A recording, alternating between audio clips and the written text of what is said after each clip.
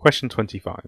In triangle ABC, M is the midpoint of AC, N is the point on BC, where B to N, the N to C, is in the ratio 2 to 3, and we're given that A to C is the vector 2A, and A to B is the vector 3B. We need to work out M to N in terms of A and B.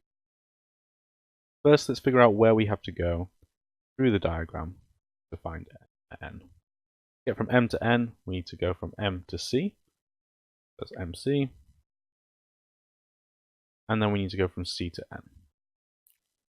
We don't know either of these vectors yet, so we need to calculate them.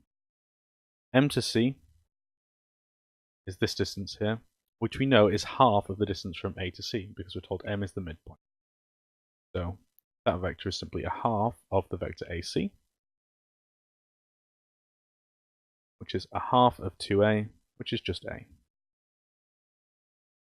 For Cn, Cn is some proportion of the vector from C to B. In this ratio here, the total is 5. So the proportion represented by N to C must be 3 over 5. So this length is 3/5 of the total length from C to B. But we don't know what C to B is as a vector yet, so we need to figure that out. C to B, we can get there by going from C to A and then A to B. So let's calculate C to B equals from C to A, which is going from A to C in reverse, so we need to write minus 2A, and then from A to B, just simply plus 3B. We're given that one there.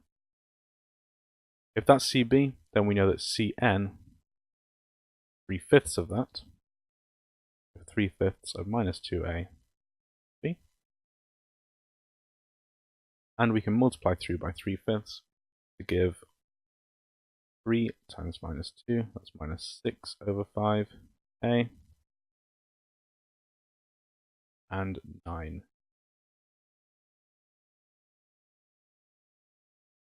A last step, we need to find M to N, which we know is M to C plus C to N.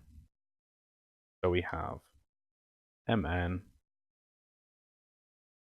A, which is M to C, plus Cn, so that's minus 6 over 5A, 9 over 5B, which equals minus 1/5 A plus 9 over 5B. So, for part 2, 25b, use your answer to part A to explain why Mn is not parallel to AB. Simply the reason for that is Mn is comprised of a vector with A and B in it, and in order for it to be parallel, it would need to have be a multiple of Mn.